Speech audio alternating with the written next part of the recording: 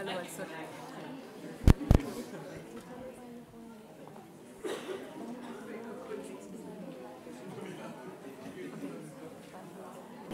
Y ahora, siguiendo el programa, va a hablar la doctora Sonia Parella, como tú quieras. Ella es doctora en Sociología por la Universidad Autónoma de Barcelona, investigadora también de el GEDIM, el Grupo de Estudios de Inmigración y Minorías Étnicas, y profesora del Departamento de Sociología también de la Universidad Autónoma de Barcelona.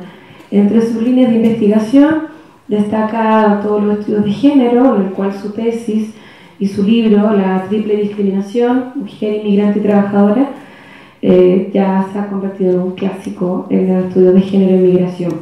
Y también ha desarrollado estudios sobre los procesos transnacionales en contextos migratorios.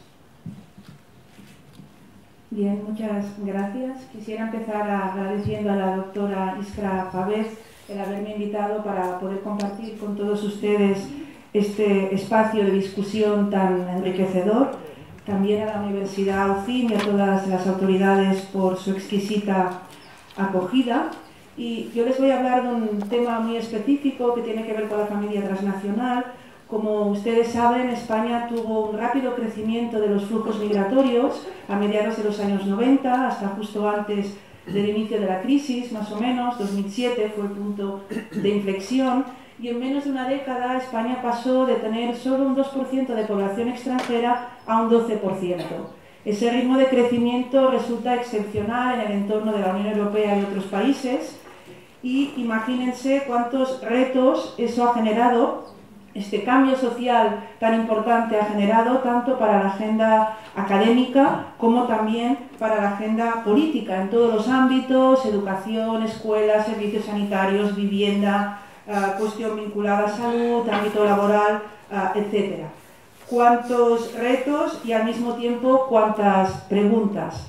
Y voy a hablarles específicamente en mi intervención de una línea de investigación en la que hemos trabajado desde el grupo de la Universidad Autónoma de Barcelona sobre familias transnacionales, por cuanto parte del crecimiento de esa migración, sobre todo en el caso de las mujeres, se produjo a raíz de la fuerte demanda de trabajadoras para servicio doméstico, y eso provocó la llegada a España de muchas mujeres que migraban, siendo ellas pioneras del proceso migratorio. Nos interesaba el fenómeno de la familia transnacional, del que voy a hablarles. Aquí en la sala también hay otra investigadora, Herminia González, que ha trabajado ampliamente el tema por distintos motivos, sobre todo porque era una forma familiar fuertemente estigmatizada en las zonas de origen.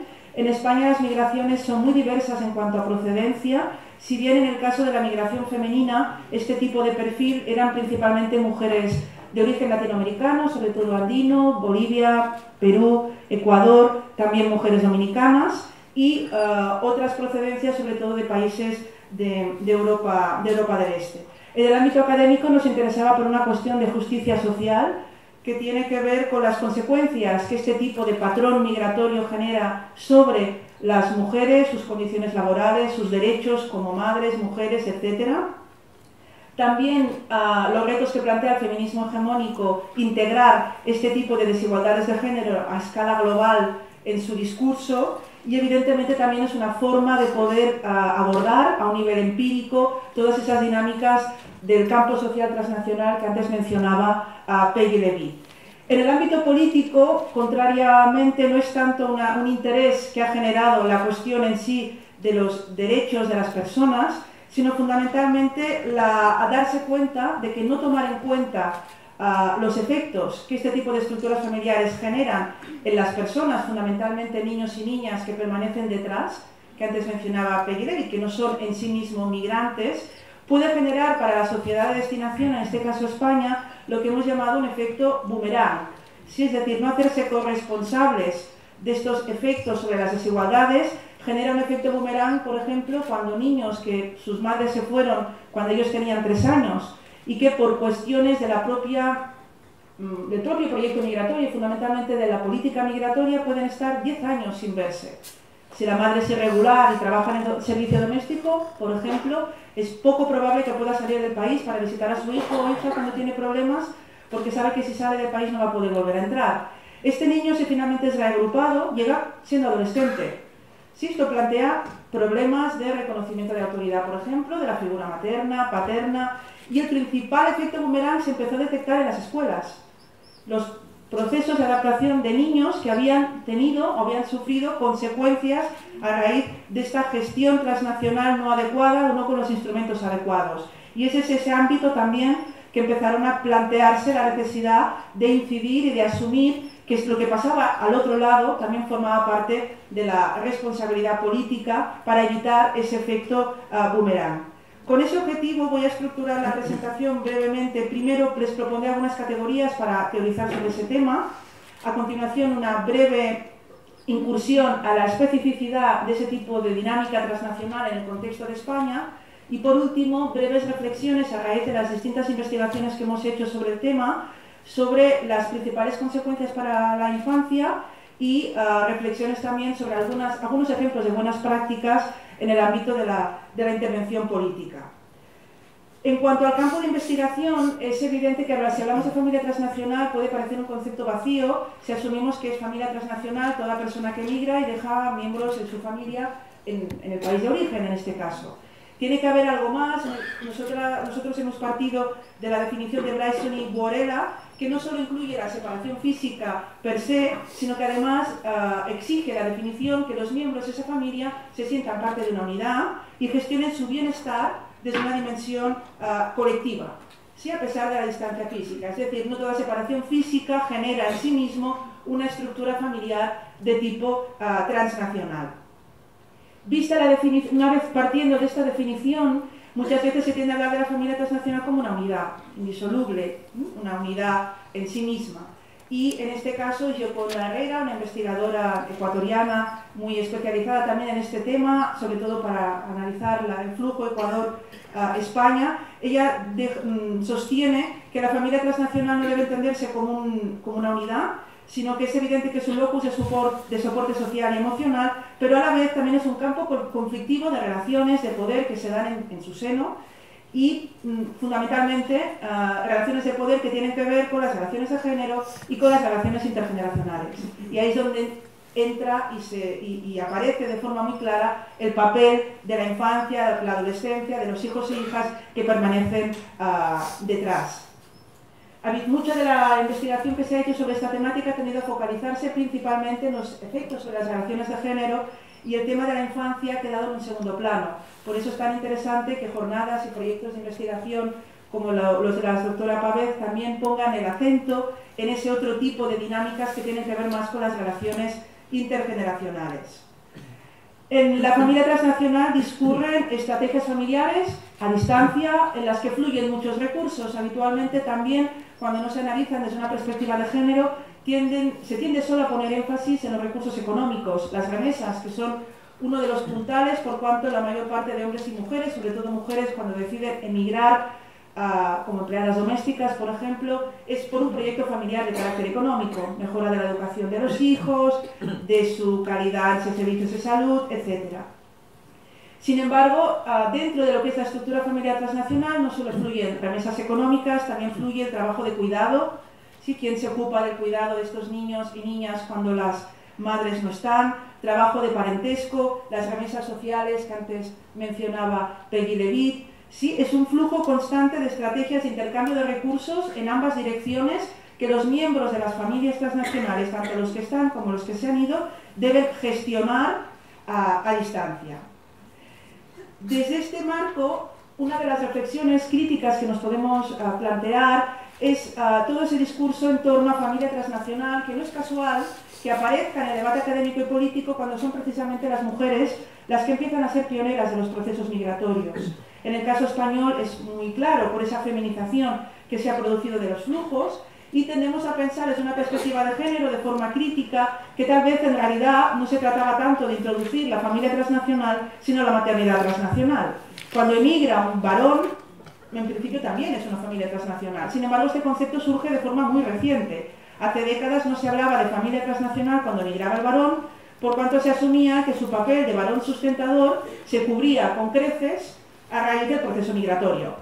Sin embargo, cuando son las mujeres las que migran, también con proyecto económico y familiar, por supuesto, ahí se plantea un problema, y es quién se va a ocupar del cuidado de estos niños y niñas. Y ahí es cuando surge el concepto familia transnacional, que en muchos casos no deja de ser un eufemismo de maternidad transnacional, y de ahí se problematiza y se estigmatiza este tipo de estructuras. En muchos casos, la causa de la estigmatización es el etnocentrismo de asumir como normal, entre comillas, solo la estructura familiar nuclear. ¿Sí? La madre ausente se problematiza de la misma forma que en muchas sociedades la generalización de la participación de la mujer en el mercado laboral también generaba el mismo tipo de planteamiento en torno al niño abandonado, que su madre no está en casa, ¿sí? El mismo tipo de discurso patriarcal.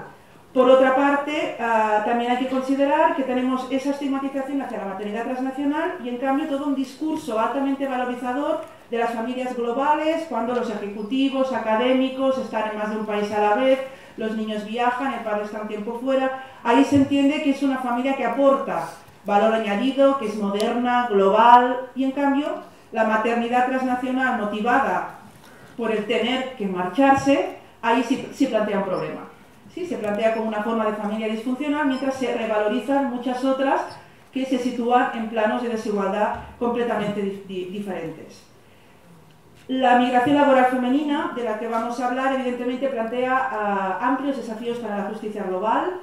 Desde el feminismo se muestra de forma clara cómo intensifica las desigualdades de género dentro de las mujeres, ¿sí? A través de esa división global, y por otra parte un refuerzo claro en los desequilibrios de los roles de género. Quien se ocupa del cuidado siguen siendo mujeres. Algunas emigran para ocuparse de tareas doméstico-familiares de otras familias en destino, a la vez estas mismas mujeres deben transferir estas tareas de cuidado a otras mujeres de la familia. ¿Sí? Ahora hablaremos de esa metáfora, ¿no? de la cadena global. Por otra parte, esta migración laboral femenina se enfrenta a otros desafíos. Por un lado, lo que ya he mencionado, la estigmatización, y por otro lado, los obstáculos estructurales a la movilidad, que sobre todo se producen en países y en regiones que están optando por políticas migratorias de cierre de fronteras y de restricción de derechos, como puede ser la Unión Europea o Estados Unidos. ¿Sí? Muchas formas de gestión de la maternidad transnacional, por ejemplo, dentro de Latinoamérica, con fronteras mucho más permeables, no han sido posibles en el contexto de España si la mujer se encuentra en situación irregular. ¿Sí? La posibilidad de moverse, de circular, de gestionar esa situación transnacional según sus necesidades familiares, las políticas migratorias pueden ser un claro freno a esta posibilidad. Los retos y dilemas para el feminismo, y con eso termino la primera aproximación más conceptual, es complicado. Hay posturas que abogan por plantearlo en el sentido de que todas ganan, ¿no? Ganan las mujeres migrantes que consiguen un proyecto económico y culminar una serie de expectativas de mejora para su familia que sin haber emigrado no podrían haber logrado.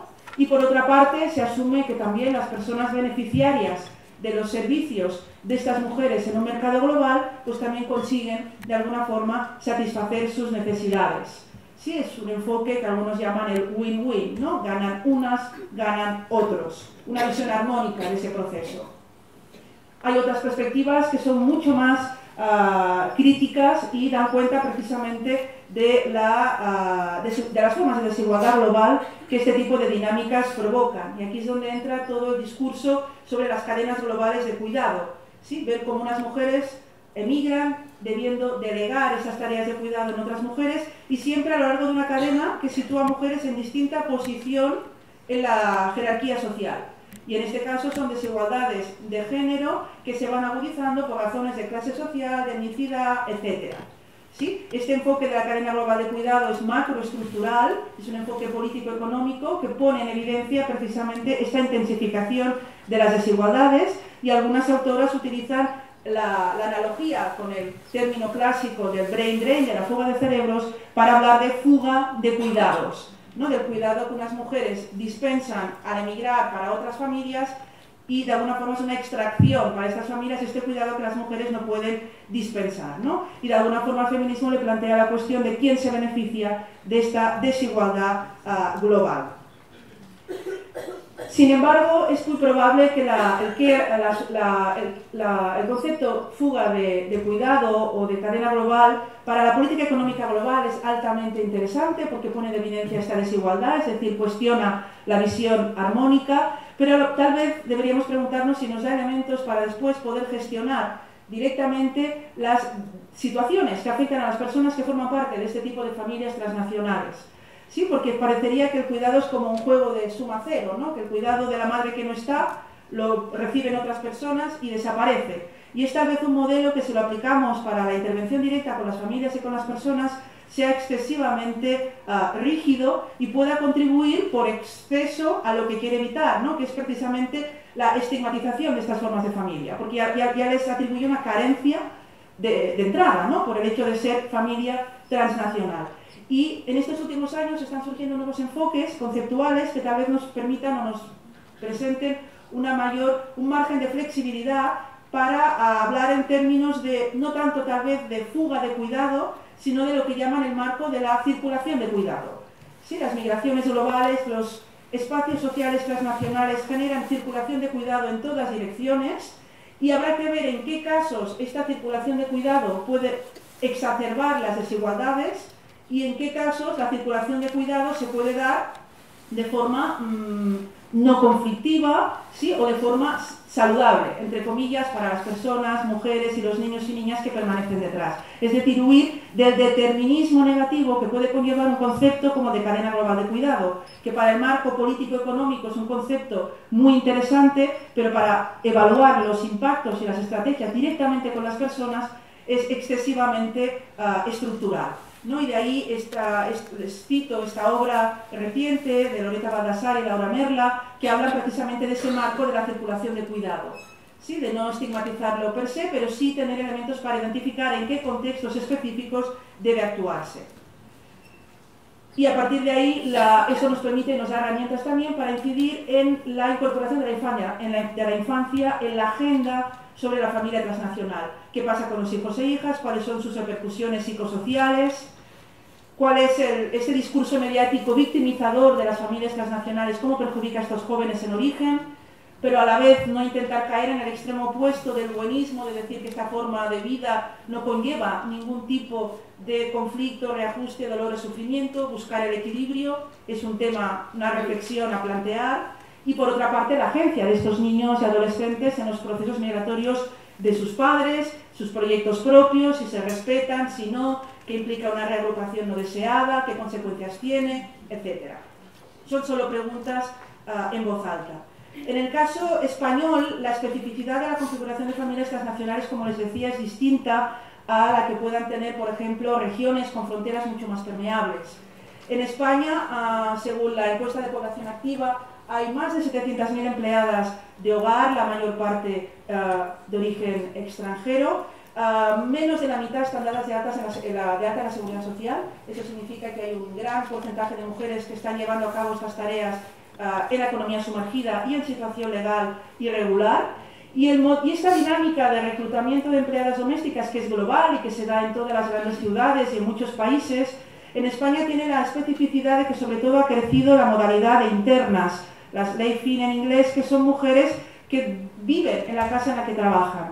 Y eso no tiene tanto que ver en el caso del sur de Europa con el cuidado de niños, de las familias de clase media, sino que está estrechamente relacionado con la demanda de cuidados para hacer frente al envejecimiento de la población, que en España, en Europa, las pirámides de edad están muy envejecidas, y hoy por hoy envejecimiento no va unido en Europa a calidad de vida en cuanto a autonomía, y está generando una demanda exponencial de cuidados para las personas ancianas que en el contexto de España no pueden percibir servicios sociales de cuidado, y el discurso es familista, es decir, es el mercado o la familia la que debe asumir directamente este cuidado. Y en España se ha producido en los últimos años un traspaso de esa necesidad, de esa gestión del cuidado que la familia no puede asumir, a un mercado global.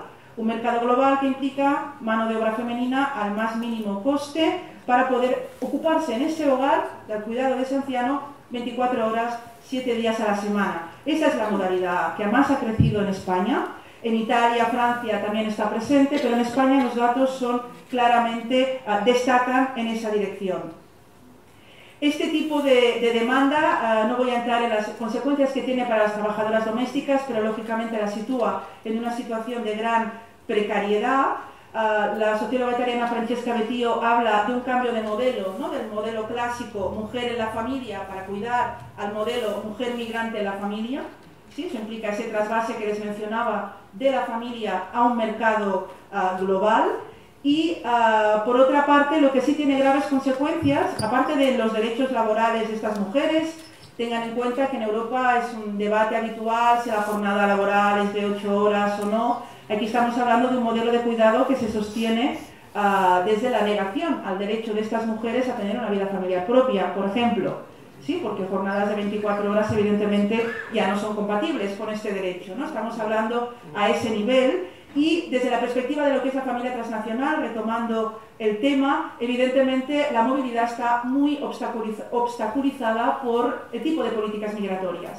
Hemos hecho muchas entrevistas con empleadas domésticas que emigraron de Bolivia, Perú, Ecuador, pensando que iban a estar un año en España, máximo 2, y después regresarían. Y las entrevistas ya con 10 años en España, en situación irregular, sin haber podido viajar jamás a su país de origen. Eso no formaba parte de sus planes. Sí, pero evidentemente hay un problema no económico. Muchas de estas mujeres no es que no puedan pagar el billete, es que no pueden salir.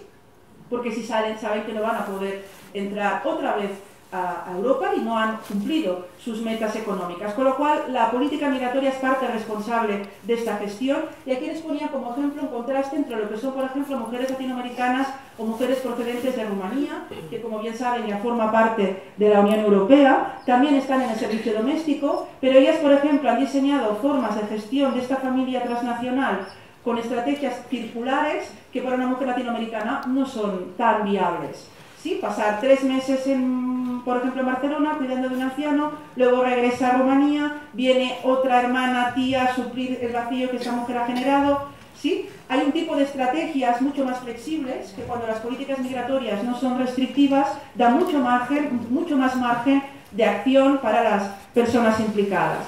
En el caso de Latinoamérica, evidentemente, este tipo de patrón eminentemente circular es mucho más complicado.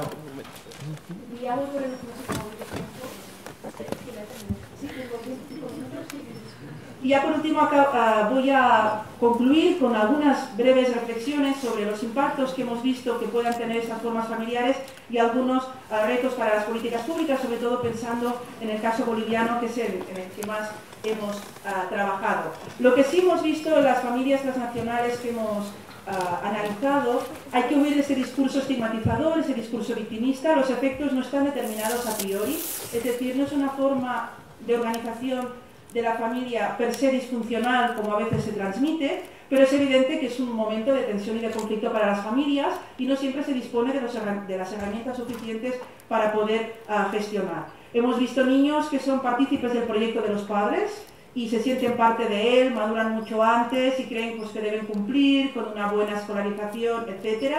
Y otros, en cambio, pues que la ruptura o la separación se ha producido de forma más traumática y se sienten o tienen un sentimiento claro de abandono. También está toda la cuestión, por ejemplo, de las personas que quedan a cargo de estos niños, en qué medida pueden o no asumir la autoridad, ¿no? de la figura materna o paterna. Hemos visto muchas abuelas cuidadoras absolutamente desbordadas, ¿no? por la dificultad de asumir este papel, como también antes se mencionaba. Están las nuevas tecnologías que lógicamente facilitan el contacto, pero ahí sí me gusta bastante utilizar el concepto de Elizabeth Beck-Hansen cuando habla de tecnologías para los días amables, ¿no? Que para eso sí que está muy bien y suplen, pero cuando hay realmente un problema, pues probablemente este tipo de tecnologías no son la panacea. Otro tema también que hemos visto en Bolivia especialmente, la imagen estigmatizada que suelen tener estos niños, ¿no? Las escuelas, los profesores en Bolivia ya asumen que por el hecho de que la madre no está, este niño ya va a tener problemas de higiene, de que si no ha hecho los deberes es por ese motivo, y cómo se transmite en el aula muchas veces también ese tipo de estereotipo o de estigma. Y en la línea también de lo que Dreu y otras investigadoras intentan incorporar, cómo afecta también el protagonismo de estos niños y niñas en la toma de decisiones por parte de las propias madres o padres a la hora de decidir si volver o no, quedarse, etc. Ahora lo estamos viendo en el caso de España, que se produce un retorno importante de muchas personas, mujeres y hombres que han perdido su empleo. Aparentemente la crisis es el detonante, pero ya haciendo trabajo más intensivo nos damos cuenta que evidentemente estas contrapartes, estos niños y niñas que están en los países de origen o que han sido reagrupados, si quieren o no volver, influyen muchísimo en las decisiones que toman las personas adultas. Y ya para terminar, los retos para las políticas públicas, ¿no?, de este tipo de diagnósticos. Por un lado, la incompatibilidad que les mencionaba antes entre las políticas migratorias y el derecho a la movilidad y a la circularidad. Ese es un tema clave y ahí la Unión Europea tiene mucho que plantearse en términos de corresponsabilidad. Hay otro tema clave también, que es la incompatibilidad de este modelo de gestión del cuidado que está, bueno, que es global, pero que en el sur de Europa está claramente intensificado, que es trasladar parte de estas tareas a un mercado global absolutamente desregulado, lo que antes les mencionaba. Pues es una cuestión de justicia global asumir que se sustenta el cuidado de ancianos, por ejemplo, en mujeres que están trabajando 24 horas diarias. Evidentemente aquí hay que repensar este modelo global de cuidado. Y por otra parte, la corresponsabilidad entre zonas de origen y destino para pensar políticas sociales que permitan una mejor gestión de este tipo de estructuras para sus miembros, pensando especialmente en el caso que hoy nos ocupa la infancia, ¿no?, desde una perspectiva transnacional. Eso pasa por dejar de estigmatizar estas familias, hacer investigaciones que no se enfoquen desde el victimismo de que son familias con problemas, sino desde la voluntad de identificar cuáles son los factores que pueden implicar dificultad para gestionar ese tipo de familia. En nuestros estudios, por ejemplo, lo que hemos visto que es un factor clave es la calidad de las redes migratorias, la calidad de los vínculos familiares que ya existe antes de migrar, es decir, que muchas veces surgen problemas no tanto como consecuencia de la inmigración, sino como parte de unos vínculos familiares que ya no eran sólidos y ya eran problemáticos antes de emigrar, en temas de maltrato, muchos otros temas. Es decir, no es tanto una consecuencia como a veces se ve de la salida de la mujer, sino que ya había problemas. La dificultad, por ejemplo, en términos de clase social, pobreza, exclusión económica, todo eso son factores que van a ser claves a la hora de entender cómo se va a gestionar esta distancia. Y termino con algunos ejemplos de buenas prácticas que he seleccionado un poco para que vean un contexto diferente. En este caso he seleccionado un ayuntamiento y una organización no gubernamental. En el caso del Ayuntamiento de Barcelona, por ejemplo, fue pionero al impulsar un programa de acompañamiento al reagrupamiento familiar. Sí, en este caso, a diferencia de otros municipios en los cuales se planteaba el acompañamiento más en términos jurídicos, de asesoramiento legal para las familias, ahí sí que estaba a disposición de las familias un dispositivo también de carácter psicológico que podía acompañar a estas familias en el momento de la solicitud, identificar qué posibles riesgos o conflictos se habían producido por parte de los niños y niñas que iban a viajar, cómo se podía atenuar esta recomposición de la presencia, ¿no?, de los miembros de la familia en la escuela, con la familia, asesoramiento psicológico. Sí, este programa tuvo bastante éxito en Barcelona. Evidentemente su capacidad de implantación ha sido limitada, pero constituye un buen ejemplo de cómo hacer este acompañamiento a las familias. No todas las familias eran susceptibles de entrar en este programa de acompañamiento, es decir, no toda reagrupación debe estigmatizarse per se, pero sí que había dispositivos para identificar en qué casos los perfiles de riesgo necesitaban y requerían de un acompañamiento específico. ¿Sí? Con eso no estoy vinculando que toda reagrupación deba ser acompañada, pero había casos en los que sí se detectaba, sobre todo a raíz del tiempo de separación, y había instrumentos suficientes para ofrecer a estas familias un acompañamiento pre, durante y post. Lo ideal sería, lógicamente, poder trabajar de forma coordinada con Origen, pero ahí está un poco la experiencia y también tienen el link por si quieren conocerla en más detalle. Otro ejemplo es un programa que se llama En Verano Barcelona Te Acoge, que estaba destinado a ofrecer actividades de verano para todos los niños que habían llegado en los últimos meses al país y les ofrecían pues una serie de informaciones y de dinámicas para que se conocieran el entorno al que habían llegado. Por último, otro ejemplo también, en este caso de una asociación de Cooperación Bolivia-España, que es ACOBE.